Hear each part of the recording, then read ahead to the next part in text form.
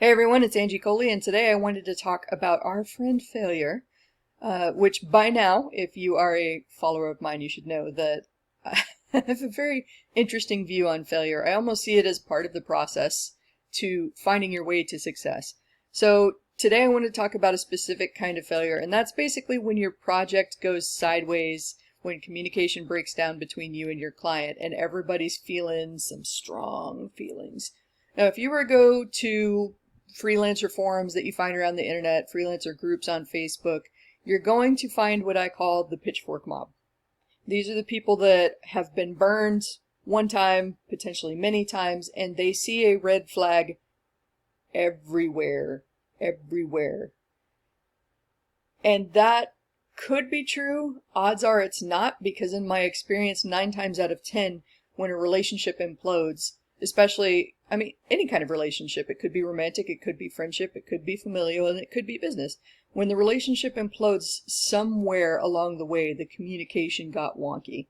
And let's just go right into some examples of that. One of the big red flags that I constantly hear from new freelancers is feeling squeezed on time and or budget from new clients. Well, first of all, most clients that are going to hire a writer or another freelancer don't have any concept of how much time it takes you to do this, the work that's involved in doing this, how you structured your pricing or anything. Everything that they're going on in terms of budget and timing is just a best guesstimate based on maybe how they think they would do it, or maybe how a friend who is also a creative person like this might do it, or maybe they've worked with someone that was newer and less experienced in the past that was able to do something like super fast but didn't tell the client that this is impractical and this is like a one-off, you're never going to find somebody to do like this again. That, I feel like a lot of people either immediately give up or they see this client as a bad person whenever they run into that. And I don't see them as bad, I see them as not as skilled, not as knowledgeable in this field as I am, which is exactly why I am the expert that they are hiring. So first thing when I get pushback on somebody that says, oh, I was hoping that we could do it for, X amount lower than what you were saying, or, oh, I didn't know it would take so long, I'll usually I will assume that that is not a tactic to try. And I just want to emphasize here, like, this communication style that I am advocating right now starts with the basis of assuming positive intent, of deliberately choosing not to assume that this person is out to fuck me over. So I always go into these conversations going, okay, so there's probably some sort of misinterpretation here or some sort of assumption on their part, and I just need to clarify some things.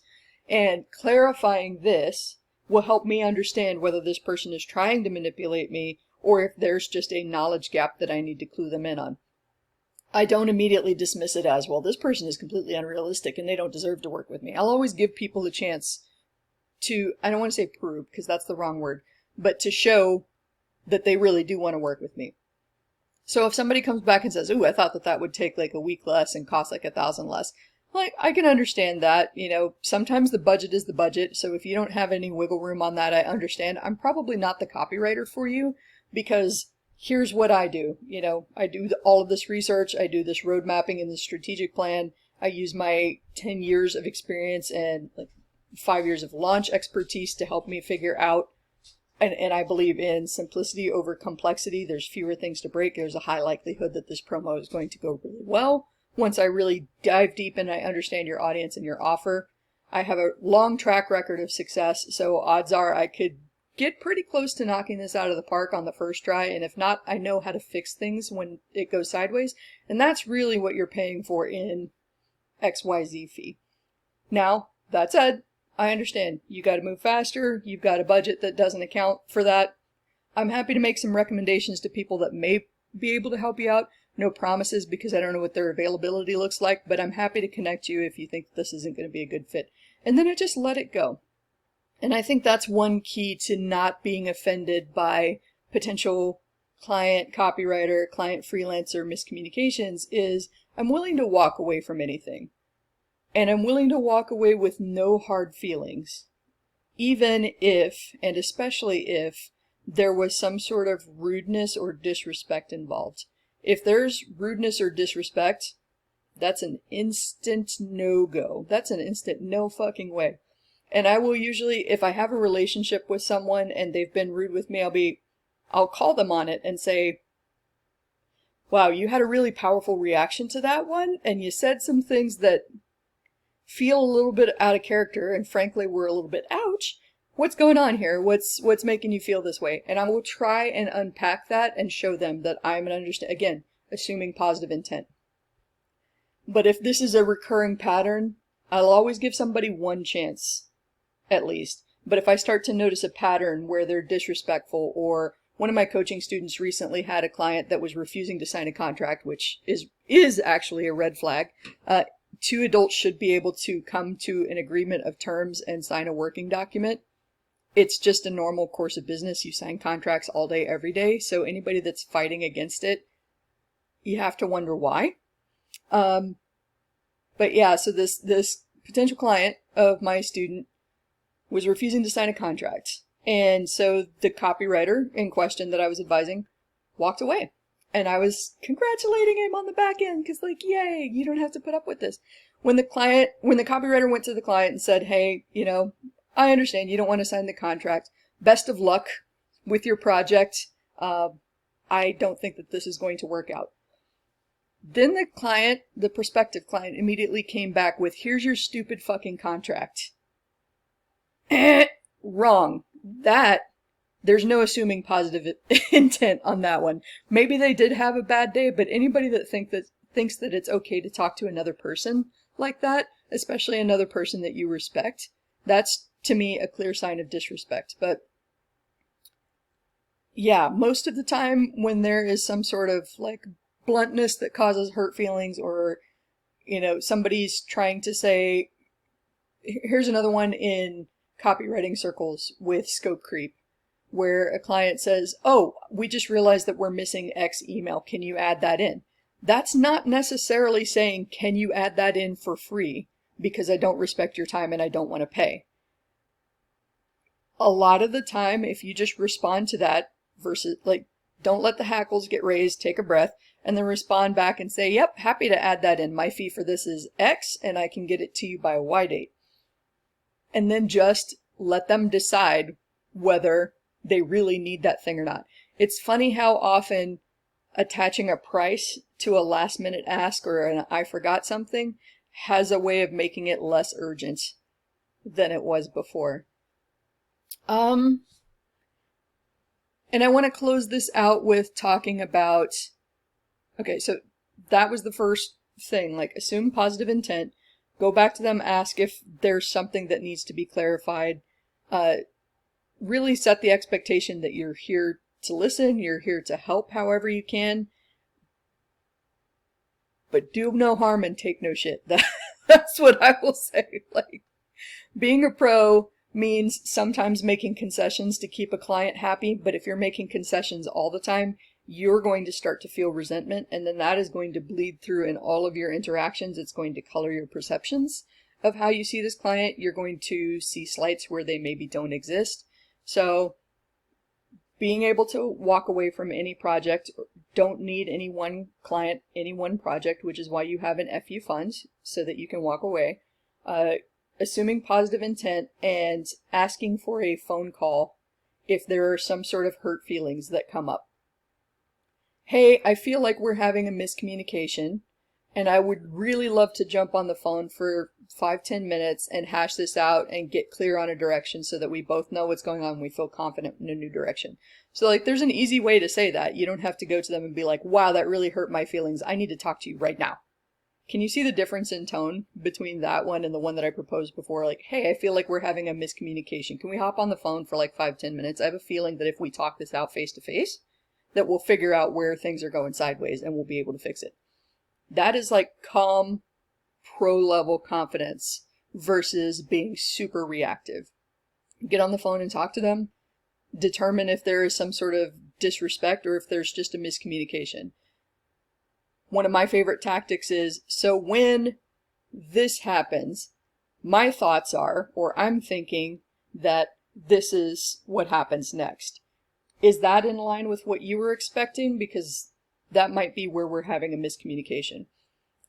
most of the time, if I approach it from that with like, look, I'm a human, you're a human, I know my field, but you don't know my field, so maybe we're having a miscommunication, then we wind up talking things out productively, versus if I come at them like, look, I've been doing this for a decade, why don't you just trust me to do my damn job and leave me alone?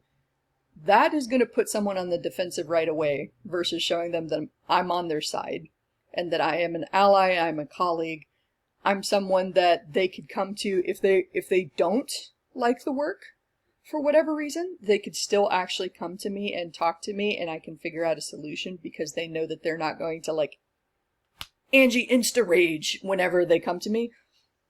And this goes back to, I've mentioned in previous videos, being easy to work with, because people like working with people they like. One of the things that I'm really, really good at is telling people no, and they still like me afterwards. And a lot of that comes back to this process that I'm telling you about now. You know, don't assume, especially you writerly folks, don't assume that your skill with the written word trumps interpersonal relationships. You have to get good at talking to people and interacting with people, because if there are high stakes, if there are high emotions and high attachment to this project, at some point you're going to have to talk like this, human to human, and figure out if you're on the same page. So, hey, freelance introvert writers, you still have to practice some people skills from time to time. But I promise if you get a couple good clients, then you can keep the peopling to a minimum. Alright, this video is getting kind of long. I'm a little out of practice in making them, but to recap, client communication is key. It's something that you're always going to be practicing as a freelancer, as a business owner. And managing people means managing yourself and your own emotions. Most of the time, when you get that knee-jerk, like, angry or offended or upset reaction, it might not be the way that you interpreted it. It's a good idea never to react from that place. One of my friends taught me to never make big decisions, and especially never reply to emails when you are feeling hungry, angry, lonely, or tired. Halt. Hungry, angry, lonely, or tired. Those are not times to reply to messages. Those are not times to make major life decisions like I'm going to quit this business entirely and go hunt for a job, or I'm going to pick up and move and go somewhere else. You really got to take a step back, do whatever you got to do to process the emotions, and then go to this from a place of openness, and maybe there's been a miscommunication here on my part or on theirs. How do we resolve this? Can we resolve this?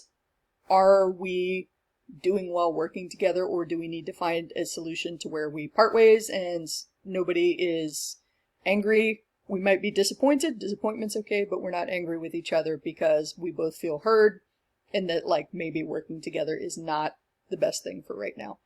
So, quick recap. Halt. Don't react when you're in that state. 2, assume positive intent. 3, go to the person, especially if there are feelings, and suggest a call, preferably a video call, but at least a voice call, so that they can hear you. Don't just assume that your words carry the tone that you mean, but get really good at interacting face to face and showing people, yeah, maybe I'm a little bit disappointed right now, but I still think that we could find a solution. So let's talk about this. Let's hash it out human to human. 4, be alert for actual signs of disrespect. Those are usually direct insults on your work or your character. They're personal digs. Everything else is probably a miscommunication. But if somebody says, here's your stupid fucking contract, nope, they don't get to work with you. They have forfeited the privilege of working with you when they treat you like that. And they can go make somebody else miserable as far as I'm concerned. Yeah, that's what I've got for you today. Keep it open, keep it honest, keep it real. Understand that humans are going to human, and some days they're better at communicating than others.